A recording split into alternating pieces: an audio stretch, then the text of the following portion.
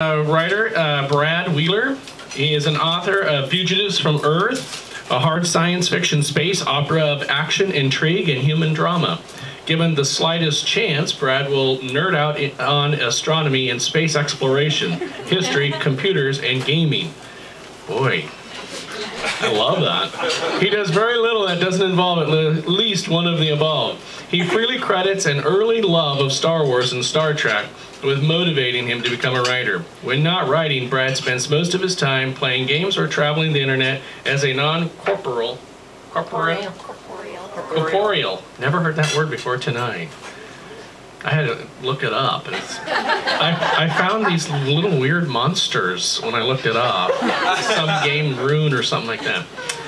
Intelligence. He is also co-founder and webmaster for the Northwest Independent Writers Association. Brad, will you please come up? Yeah.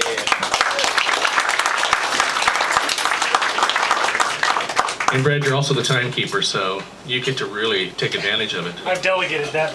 Good. How much time do you need? 15 minutes. Can you hear me? Is this good? So, right this? It is good? Okay. I've almost never used a microphone before. This is a new experience for me. You guys have made the mistake of provoking me, and I'm going to nerd out on you for a couple minutes. I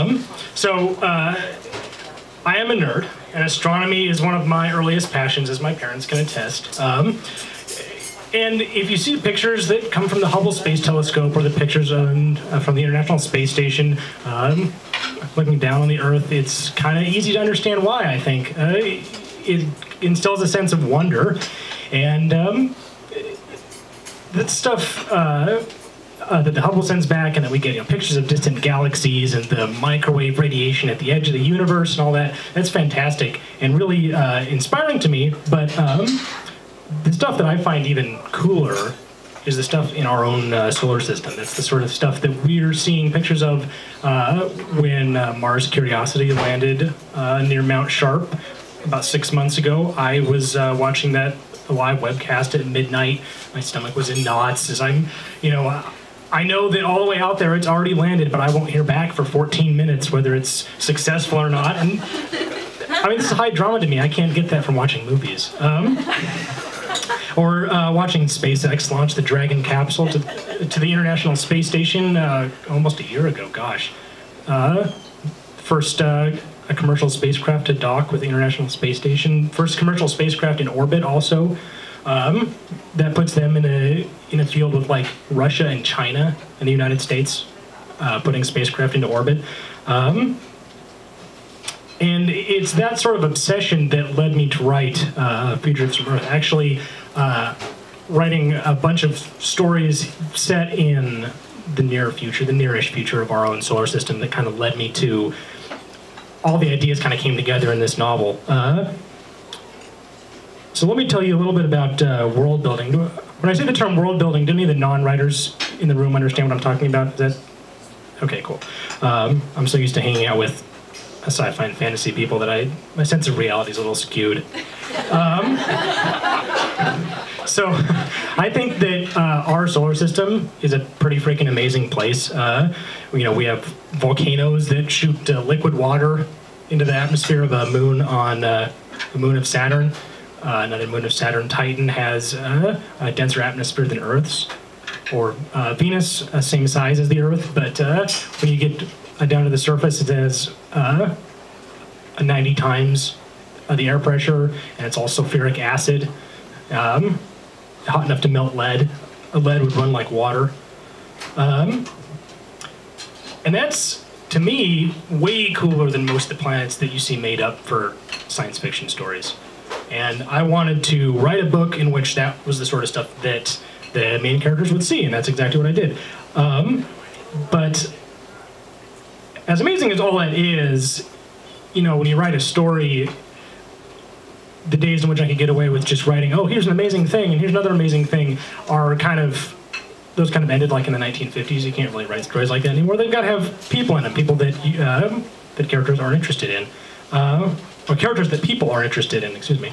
And my kind of principle for that is, I have this place it's a real place that I need to populate with imaginary people, and for that I go to my second love, which is history.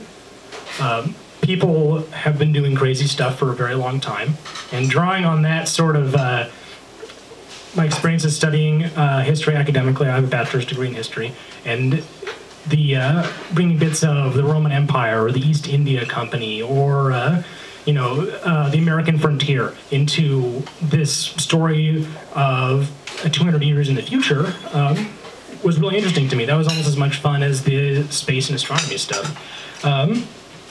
So I'm gonna, how's my time doing? Good? Okay. I'm gonna read a little bit of the beginning of my novel.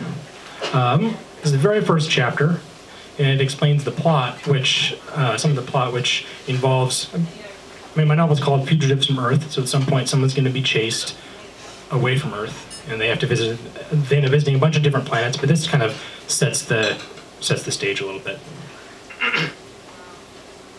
The elevator ride from Rosetta Lovelace's office to Ronaldo Chen's took exactly 34 seconds from the time that the doors closed. In recent months, she'd been making it so often that she developed an instinct for the precise second that the doors would open again, and the moments before, she straightened her cuffs and brushed some lint off her collar. Chen liked people presentable. To him, one's physical appearance reflected one's dependability and reliability. The elevator doors opened directly into Chen's office. He had no secretary. His expert systems regulated access to the office 24 hours a day. Besides, having an anteroom would have spoiled the effect. Walking into the office was like walking out of the Belt Group Limited headquarters in Portland, Oregon State, Northern Pacific Coalition, and walking into the parlor of some Gilded Age captain of industry. Just like those industrialists, Chen was intimately interested in the market for rare metals, but no one from the early 20th century could have even guessed where Chen's company mined its ores. Rosetta, good morning.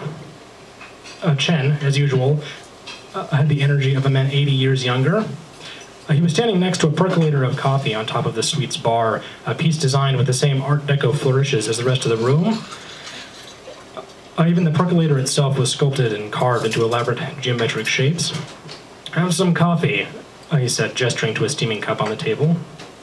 Rosetta walked over, heels clicking on the marble floor, and took the offered cup. She took a sip of the excellent-smelling brew. Chen watched her critically.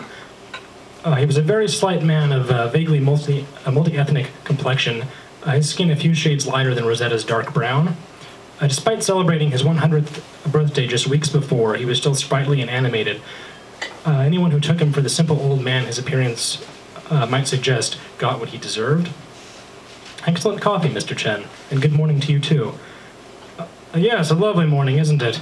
And so lovely that I was seriously disturbed that it had to be spoiled by such bad news. Oh? Rosetta took another sip of coffee and stared out the suite's enormous gallery windows. The sun had risen over the horizon half an hour ago from the perspective of this room. Although it was not yet dawn for anyone living at ground level, there were certain privileges of rank. Chen had wandered over to his desk and called up a file on his computer. With a gesture, he increased the size of the display by 3 times, enough for her to see it across the room. I'm not sure if you can read this from over there, he said, so I'll do it. He cleared his throat dramatically. It is the opinion of the analysis section that the Atlas project cannot be recovered without a significant expenditure of assets, in addition to the deployment of numerous and capable individuals to recover the ship in question. He turned toward Rosetta, ran a hand through his thin hair, and awaited her reaction. She sighed. He was waiting for her to tell him that she'd been trying to make this point for weeks, and Rosetta finally admitted that she couldn't quite resist. Mr. Chen, you're well aware that this has been the opinion of my analysts for some time now. Yes, I know. He waved her off and wandered over to the sun-facing window before continuing. Maybe I've been an idealist, Rosetta. Don't get me wrong. The reason that I made you special attaché to my office is because you're not afraid to give me bad news. The fact is, though, sometimes I'm not even capable of hearing it. He turned back to her. So, the Atlas is lost. $3 billion in research, construction, and marketing, and all we have to show for it are some advertisements and some unhappy stockholders. Let's not be fatalistic, Mr. Chen, she said, holding her hands up. There may still be some chance for recovery, although I won't lie. We're looking at millions in personnel expenses. Yeah. in personnel expenses just to take the chance? I think you'll agree, though, that it would be entirely worthwhile. You're damned right. With those advanced extraction techniques, the mobile refinery systems were a full decade ahead of the competition. A few more of those ships and those fellows at Asteroid Dynamics or United Aerospace won't stand a chance in the metals market. Your department's budget won't be a problem, even if I have to pay with my own money. Give me that ship back, Rosetta. Follow any lead you can and take any step you have to. I'll be in a meeting tomorrow with the UNASCO folks. I want you to sit in. Give me any information you can by that point, and we'll see if we can't maybe get some more subsidies. Oh, and take a cup of coffee with you when you go. Chen returned to his desk, sat down, and reduced his monitor to normal size, swinging the holographic image back to him. It was plainly a dismissal. Rosetta drank her coffee in 3 large gulps, wishing she had time to sufficiently admire the high quality of the beverage, and returned to the elevator. 34 seconds later, she was back on her floor. She walked through rows and rows of cubicles, past conference rooms full of marketers, accountants, and psychologists, working out Belt Group's latest marketing campaigns. Rosetta set her mind in order. She'd been waiting for Chen to finally agree with her findings for weeks now. And now that she'd finally been released to act, there was no time to be lost. Rosetta's office was clean and Spartan, just the opposite of Chen's lavish suite hundreds of meters above. It was also much smaller, but that suited her. The usual mass of messages had piled up even in the short duration of her meeting. Production reports from Belt Group's asteroid miners, warnings of labor troubles on Jupiter, press releases about decreased production from Belt Group's helium-3 extractors in the atmosphere. Compared to Atlas, this was of little consequence. Well, perhaps some consequence. And despite some of Chen's more dire predictions, Belt Group Limited was sufficiently diversified that the loss of the Atlas wouldn't kill them. They had plenty of other ships in the Belt, the Trojans, and elsewhere, both wholly owned and contracted. And that was to say nothing of their helium-3 extraction plants on Jupiter. And provided the labor troubles there fizzled out, their Jupiter operations alone could keep them afloat for quarters. The Belt Group provided for nearly a quarter of the Earth's energy needs, and that wasn't going to change overnight. She just filed the last of her messages under later, when she heard a rapping knock on her doorframe. "A problem, boss?" A Forrester said, leaning back against the door jamb, raising an eyebrow expectantly. He was, as always, the very image of self-confidence in his immaculately pressed suit, in a body that had received at least as much attention. His boyishly good looks and easy charm belied a steely mind and an equally firm hand. Sometimes he seemed almost attractive to Rosetta, but she had only to think of some of the things he'd done on her orders, and that stirring died away. As a matter of fact, there isn't. Rosetta smiled and pointed toward the pile of familiar-looking documents on his monitor. "I have some good news for once. The muzzle's off. Mr. Chen wants that ship back. Now that some independent analysis has shown that she's not going to come back on her own. He wants the ship yesterday, and no expense will be spared. I trust we understand each other." We understand each other perfectly," Forrester said, flashing her a perfect smile. "I'll get my best people on it right away. We're keeping this one quiet, right? Nothing big yet?" Good for him for asking. Forrester's extreme willingness to undertake investigation, manipulation, and outright violence for Belt Group was useful, even admirable. He knew just how to put the pressure on, just so to get whatever he wanted, and he always wanted what Belt Group wanted. He usually operated through a stable of agents and thugs, to be sure, but he knew how to keep the strings on his puppets short. Would that be a problem? Rosetta asked. Not at all, but it will limit the number of people I'd consider my best. He made a dismissive gesture. And don't even worry about it. As it happens, I've just uncovered some leads that might make all of this pretty easy. Rosetta straightened her chair. I'd hope so. Do tell. I shall. I walked over to her desk and swung the screen around. As he moved, the air swirled around Rosetta, and she could smell the understated and expensive fragrance that always followed Forrester around. It was not unpleasant. Forrester swung the screen back around. The document on top was a list of mining ships, a fairly random assortment, and their probable itineraries. We've received reports that the Atlas may have deviated from her assigned course sooner than expected, which would also change the number of other ships that might have been the last to see her. I've got solid leads on a few of them now. Don't worry about this at all, Rosetta. Now that I've got the funds, we'll blow this thing wide open. Rosetta nodded. If you pull this off, I swear to you we'll both get to name our price. Boss, Forrester said, flashing her another pearly white smile. I was hoping you'd say that.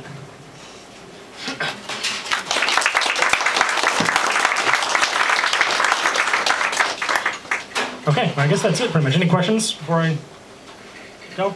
Okay. Fugitives from Earth, a hard science fiction space opera available from Jacobson's Books. And thank you guys very much for coming.